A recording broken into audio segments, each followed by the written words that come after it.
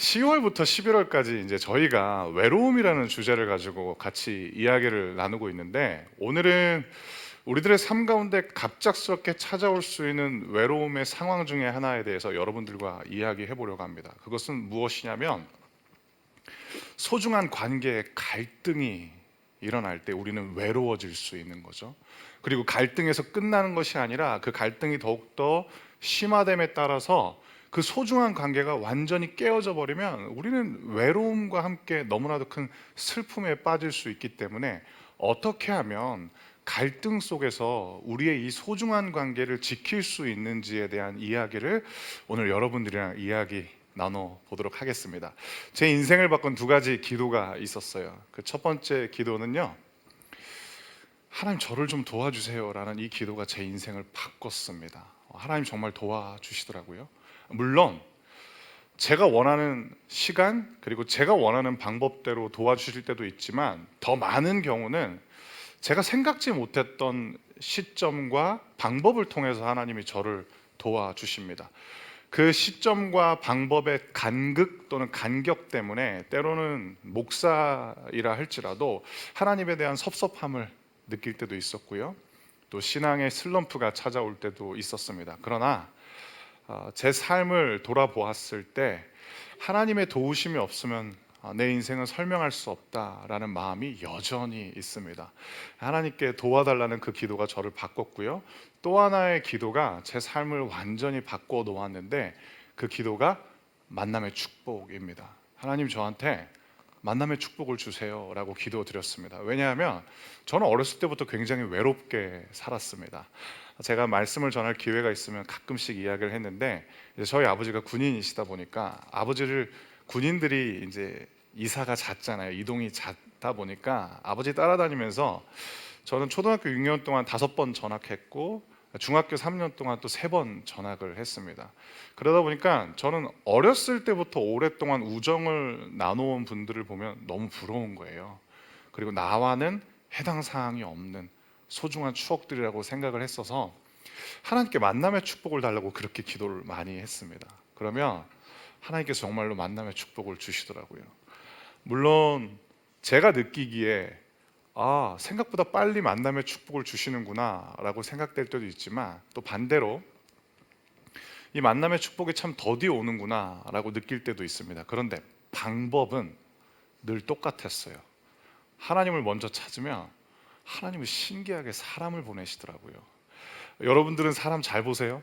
저는 살면서 제가 인정한 게 있어요. 나는 사람 진짜 못 보는구나. 그래서 하나님한테 제가 이런 기도 드렸어요. 하나님, 제가 가만히 보니까 사람을 잘 못 보니까 제가 보기에 좋은 사람 말고 저를 도와주시는 하나님 보시기에 좋은 사람을 저한테 보내주세요 라고 기도하니까, 저한테는 너무나도 소중한 관계들이 이제 하나님의 선물로 주어졌습니다. 그런데 신기하게도 이렇게 소중한 관계임에도 불구하고 갈등이 찾아올 때가 있더라고요. 물론 여러 가지 이유가 있겠지만, 가장 흔하고 가장 힘든 상황은 언제였냐면, 이게 전문 용어로 이제 섭섭이라고 하는데, 섭섭한 마음, 서운한 마음이 딱 생기면 아무리 이 사람이 나한테 소중한 것도 알고 있고 나와 쌓아온 시간이 결코 짧지 않다라는 것도 알고 있음에도 불구하고 관계가 어려워지기 시작하더라고요. 입 밖으로는 표현하지 않다 할지라도 내 마음이 예전 같지 않아서 힘들어질 때가 있더라고요. 그러면 서운함은 뭘까? 이번 주에 이 드림 플러스를 준비하면서 서운함에 대해서 한번 제가 스터디를 해봤어요. 서운함이 이런 감정이래요. 관계에 대해서 기대감이 있는 사람, 또는 내가 인정받고 싶어하는 사람에게 인정받지 못하거나 그 기대에 미치지 못하는 마음을 갖게 되면 서운함이 생긴다라는 거예요. 그러면 서운할 때 우리들의 마음 가운데 어떤 정서가 일어나냐면, 두 가지 큰 힘든 마음이 생기는데, 첫 번째가 실망감인 것이고, 두 번째가 슬픔이라고 합니다. 실망, 슬픔 두 가지 감정의 공통점은 우리가 외면하고 싶어 하는 거잖아요. 그러다 보니까 아무리 나에게 소중한 관계라 할지라도 나에게 실망과 슬픔을 가져다 주면 그 서운함 때문에 그 관계마저도 우리가 외면하고 싶을 때가 있다라는 거죠. 여러분들은 그런 경험 해보신 적 있으세요? 저도 안타깝지만 너무나도 소중한 관계였지만 잃어버린 관계들도 있었어요. 그러면 그 소중한 관계 가운데 갈등이 찾아오면 우리는 어떻게 할까? 이 드림 플러스는 교회이니까, 그리고 저는 목사이니까 여러분들이 세상에서도 들어봄직한 말 말고 교회에서 들을 수 있는 말들, 그리고 목사인 제가 여러분들에게 도움이 될 수 있는 방법을 말씀드릴게요. 그것이 무엇이냐면 하나님의 방법이에요. 그러면 우리들의 소중한 관계 가운데 갈등이 찾아올 때 하나님은 우리에게 어떻게 그 관계를 지킬 수 있는 방법을 가르쳐 주실까? 그 내용에 대해서 이제 여러분들과 함께 살펴보도록 하겠습니다. 첫 번째는 무엇이냐면요, 혼자만의 성찰이 아니고 하나님과 함께 나를 돌아보는 방법이 우리에게 필요합니다. 관계가 어려워졌을 때 제일 효과적이고 제일 선행되어야 될 것은 무엇이냐면 그 사람이 나한테 얼마나 서운하게 했는지를 생각하면 사실은 해결책은 없어요. 문제가 더욱더 확산될 뿐인 거죠. 제일 먼저 필요한 것은 나를 돌아볼 수 있어야 된다라는 겁니다. 그런데 안타까운 것은 우리가 성찰에 굉장히 서툴다라는 것입니다. 이 가운데 계신 분들은 동의가 안 될 수도 있어요. 그런데 많은 경우 사람은 굉장히 자기중심적인 것 같습니다. 이기적이에요. 그래서 내가 누군가를 서운하게 한 것에 대해서는 그럴 수도 있지, 나도 사람인데 라고 이야기를 하지만 그 사람이 나한테 서운하게 하면 사람이 어떻게 그럴 수 있는가 라고 생각할 때가 참 많은 거죠. 그래서 성찰이 어려운 것 같아요. 두 번째, 우리들의 기억은 정확할 때보다 왜곡될 때가 굉장히 많습니다. 그래서 이기적인 마음과 기억의 왜곡 때문에 우리를 제대로 돌아보기 위해서는 하나님의 도우심이 필요한 거죠. 그래서 제가 여러분들에게 성경 한 구절을 읽어드릴게요. 시편 4편 4절부터 5절 말씀인데 여러분들은 자막을 통해서 한번 보시겠어요? 제가 여러분들에게 읽어드리겠습니다. 화가 난다고 죄를 짓지 마라. 너희는 잠들기 전에 조용히 생각하며 자기 마음을 살펴보아라.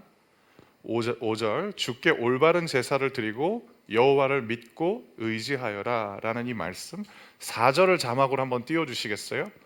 아니, 이게 불가능한 말씀이 나오는 거예요. 화가 나면 여러분 잠 잘 오세요? 생각할수록 괘씸하지 않으세요? 그런데 성경은 잠들기 전에 뭐를 이야기하냐면 너의 마음을 살피라는 거예요. 그 사람의 말과 그 사람의 표정을 곱씹지 말고 너의 마음을 살펴야 된다라는 것.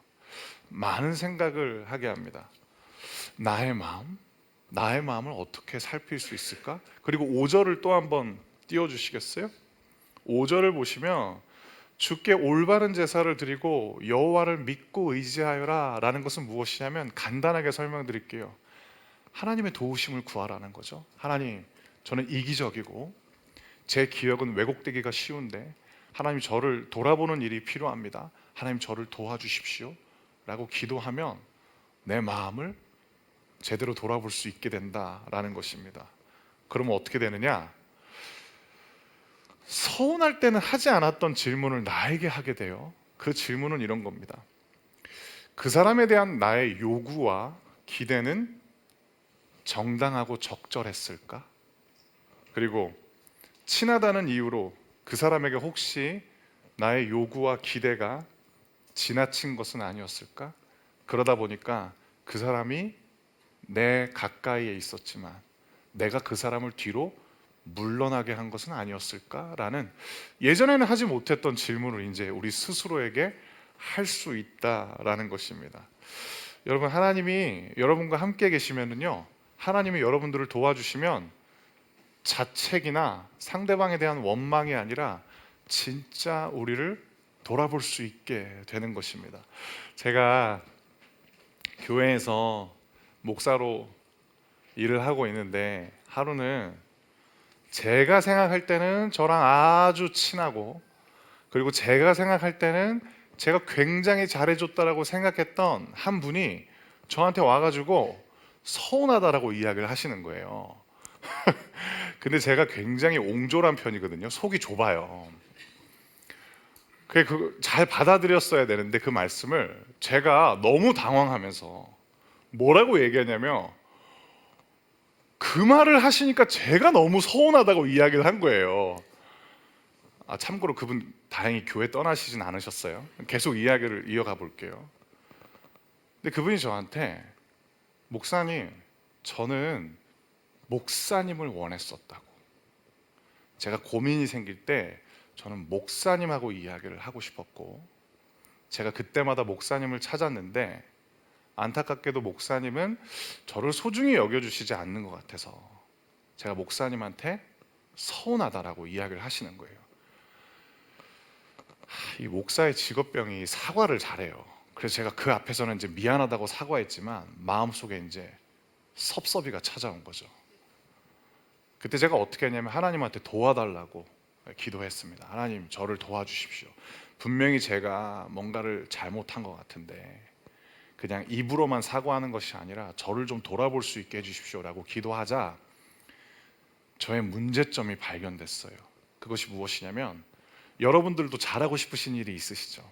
여러분들도 중요하게 생각하시는 일들이 있으시죠? 저에게도 있어요. 근데 그 일 때문에 그 소중한 관계였던 그 성도님을 제가 미뤘던 적이 있더라고요. 그게 제가 이제 알게 됐어요. 그리고 나서 제가 다시 만나자고 했어요. 그리고 제가 사과했습니다. 제가 잘하고 싶은 일이 있었고 제가 중요하다라고 생각했던 일 때문에 제가 미뤘었다고, 미안하다고. 그러다 보니까 그 소중한 관계를 지킬 수 있게 되더라고요.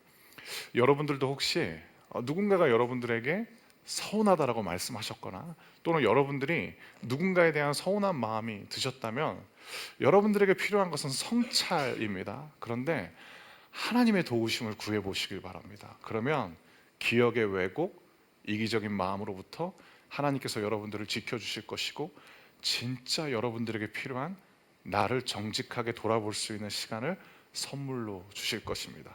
두 번째 메시지는요, 소중한 관계 가운데 갈등이 찾아왔을 때 하나님은 우리에게 어떻게 이 관계를 지키도록 도와주실까? 이 두 번째 방법은 내 방식이 아니라 하나님이 가르쳐 주신 방법으로 사랑하는 것입니다. 사랑이 다 같은 사랑이 아니잖아요. 건강한 사랑도 있고 왜곡되고 병든 가짜 사랑도 있는 것이고, 또 미성숙한 사랑도 있는 거죠. 받기만 하고 싶은 사랑. 여러분, 성경에는 사랑받으라는 명령이 없어요. 너희를 사랑한다라고 하나님께서 말씀하시고 앞으로도 내가 너희를 사랑할 것이다라는 약속은 있지만 사랑받으라는 명령은 없습니다. 사랑하라라는 명령만 있어요. 사랑받아야 된다라는 생각만 굉장히 많으면 섭섭이한테 마음 문을 활짝 열어주는 거죠. 그런데 이 미성숙한 사람은 받기만 하려는 사랑만 있는 것이 아니라 또 무엇이냐? 나한테만 초점을 맞추면 너무 미성숙해지는 거죠. 왜냐? 거기에는 배려와 존중이 없기 때문인 거죠. 또 하나, 이용하려는 사랑은 사랑도 아닐 뿐더러 사람들은 다 압니다. 이 사람이 나를 소중히 여기는지, 이 사람이 나를 이용하려고 하는지 다 아는 거죠. 그래서 이용하려고 그 사람에 다가가는 것은 미숙한 관계인 거죠. 그러면 성숙한 사랑, 성숙한 관계는 무엇일까? 받을 때는 감사할 줄 아는 것이고요, 나눠줄 때는 기쁘게 나눠줄 수 있는 것, 그리고 또 하나, 상대방을 이용하지 않고 도와주고 싶어하는 마음으로 그 사람과 함께 있어줄 수 있는 이런 사랑, 이런 것들이 이제 성숙한 사랑인 거죠. 그런데 하나님께서 가르쳐 주시는 또 하나의 사랑이 있습니다. 그것이 무엇이냐? 용서입니다. 바로 허물을 덮어주는 사랑인데, 이번에는 베드로전서 4장 8절 말씀인데 이 말씀도 제가 여러분들에게 읽어 드릴게요. 무엇보다도 뜨겁게 서로 사랑할지니 사랑은 허다한 죄를 덮느니라 라는 이 말씀, 그냥 사랑하지 말고 뜨겁게 사랑하라라고 말씀하십니다. 뜨겁게 사랑하는 것은 뭘까요? 맨날 만나는 거? 볼 때마다 가슴이 설레는 거? 그런 것도 뭐 뜨거운 사랑이겠죠. 그런데 하나님이 우리에게 말씀하시는 뜨겁게 사랑하라는 것은 무엇이냐면 하나님이 우리에게 하신 사랑을 본받으라라는 것이죠. 그것이 무엇이냐면 하나님은 굉장히 진지하게 사랑하시는 분입니다. 그리고 하나님은 전심을 다해서 사랑하시는 분입니다. 하나님 사랑할 때 사랑의 방법은 딱 하나예요. 결국 당신을 주시는 거예요. 하나님은 당신을 주심으로 우리를 사랑하시는 것이고, 하나님이 그러면 우리에게 원하시는 사랑은 뭘까? 내가 너한테 나를 줬으니까 너도 너를 나한테 줘. 이게 하나님의 사랑의 방법인 거죠. 그런데 이 사랑에 있어서 하나님께서 또 무엇을 말씀하시냐면 사랑은 허다한 죄를 덮을 것이다 라고 말씀하시는데, 베드로전서 4장 8절 말씀 한 번 더 자막을 한번 띄워주시겠어요? 여기서 이야기하고 있는 죄는 우리가 하나님을 향해 저지르는 죄도 있겠지만 그 사람이 나에게 행한 잘못에 대한 것이죠. 그러면 사랑은 이 허다한 잘못을 덮는다라고 말하는데, 여기서 덮다라는 의미는 무엇이냐면 죄를 묵인하거나 정당화하라는 명령이 아니고요, 용서하라라는 것입니다. 용서하고 원한을 품지 않고 그 사람과 다시 함께 나아가는 것이죠. 여러분들한테 한 가지 질문 드려볼게요. 마음속으로 답해 주셨으면 좋겠는데, 여러분들은 사람이 변하는 것을 믿으세요? 사람이 변할 수 있다고 생각하세요? 감사해요. 생각보다 많은 분들이 끄덕여 주셔가지고 저는 그거 믿어요. 아니, 그거 안 믿으면 목사하면 안 되죠. 사람은 변화돼요. 근데 뭐 여러 가지 방법이 있어요. 예를 들어서 잘 몰라서 잘못 행할 때가 있잖아요. 그럼 가르쳐 주는 것이고, 그리고 좋은 선배님, 좋은 어른의 본을 보면서 사람이 변화될 수도 있죠. 그리고 사랑해주면 사람은 변하죠. 그런데 또 하나, 용서해줘도 사람은 변합니다. 제가 그렇거든요. 제가 부모님 속 엄청 썩였습니다. 그래 보이세요? 어떤 분이 지금 끄덕이셔가지고 제가 고개를 그분 보다가 고개를 이렇게 돌렸어요. 저 때문에 어머니 많이 울었어요. 저는 외동아들인데 저희 어머니가 하루는 우리 어머니도 기억에 왜곡이 일어나서 나는 그런 말 한 적 없다고 할 수도 있는데 너 같은 아들이 하나라서 다행이다라고 하신 적도 있었어요. 그리고 저한테 하루는 진짜 말 안 들었어요. 제가 중학교 때 왜 말 안 들으면 어머니들 호출하잖아요, 학교에서. 그러면 어머니들의 공통된 언어가 있잖아요. 우리 아들은 착한데 쟤 만나서 잘못된 거라고. 근데 우리 어머니가 이제 교무실을 갔는데 사방에서 제 얘기가 나왔다라는 거예요. 엄마들 사이에. 상호가 누구예요? 막 이렇게. 그래서 우리 어머니가 이제 너무 망신스럽고 이제 그런 삶을 사신 분인데 하루는 저한테 이런 얘기를 하시는 거예요. 내가 너한테 할 말이 많은데 내가 하나님께 너를 올려드렸다라고. 그 얘기도 되게 무서웠었어요. 아무튼 그래서 저는 이렇게 누워 있었는데 어머니의 그 얘기를 들으면서 그러신 분이었는데 우시면서 많이 용서해 주셨어요. 그리고 아버지도 저를 많이 용서해 주셨어요. 저 때문에 굉장히 속상하기도 하고 저희 부모님이 좀 창피할 때도 많으셨을 것 같아요. 이제 용서해 주셨어요. 그리고 저한테 이런 얘기를 해주시는 거예요. 20대 중반에도 제가 너무 부모님을 마음 아프게 한 사건이 있었는데 그래도 너는 우리 아들이라고. 그때 제가 다짐했어요. 나 바뀌어야겠다. 어떤 분들은 목사님 용서해줘 봤더니 그냥 나를 너무 쉽게 생각하는 것 같다. 그런데 그렇지 않아요. 용서받은 사람은 마음속으로 다짐할 수밖에 없어요. 나 바뀌고 싶다. 그리고 때로는 저희 부모님도 저한테 용서를 구했던 적이 있으세요. 우리 때문에 너 너무 많이 힘들었지. 너 가슴 아픈 이야기 많이 들었지. 처음에는 제가 너무 이렇게 어색한 거예요. 왜냐하면 제가 더 많이 사고 쳤는데 갑자기 그래서 잠깐 이런 생각도 해봤어요. 아니 나를 이렇게 바꾸기 위한 회유책인가 이런 생각도 했었는데 진심이신 거예요.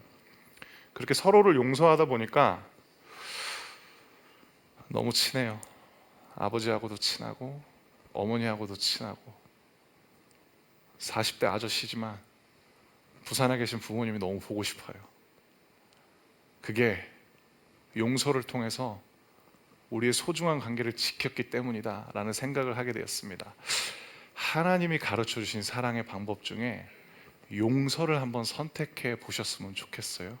마음으로 용서하시고 그리고 여러분들의 말과 행동을 통해서도 용서하시면 여러분들의 그 소중한 관계가 갈등 속에 있다 할지라도 그 시간을 잘 지날 수 있을 것입니다. 마지막 세 번째는 무엇이냐면 은혜를 기억하는 것입니다. 그 사람이 나에게 베풀었던 그 은혜를 기억하는 것. 이 부분에 해당되는 성경 말씀도 한 구절 여러분들에게 읽어드릴게요. 신명기 15장 15절 말씀인데 여러분도 이집트에서 종살이했던 것을 기억하시오. 또 여러분의 하나님 여호와께서 여러분을 구해 주셨다는 것을 기억하시오. 그분으로 인하여 내가 오늘 여러분에게 이렇게 명령하는 것이오. 아멘.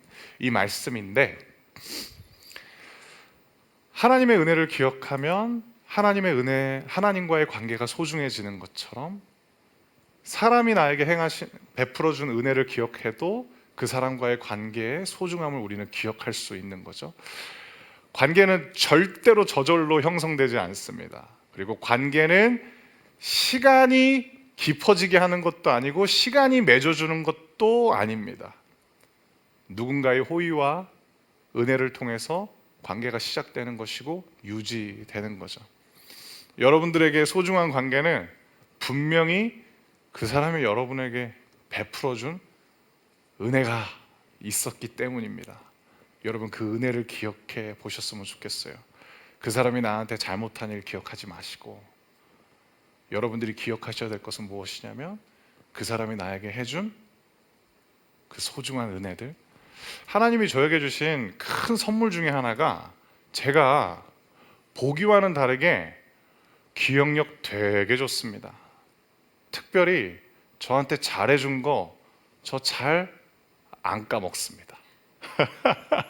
저는 우리 교회에서 13년째 이제 우리 성도님들이랑 같이 신앙생활하고 있는 목사인데 제가 신학생 때부터 저와 함께 해준 분들도 계실 거잖아요.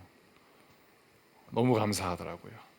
그때 저한테 건네주었던 격려, 칭찬, 축복, 손을 잡아주시면서 건네셨던 따뜻한 미소들, 그런 것들이 제 마음 가운데 소중히 남아있어요.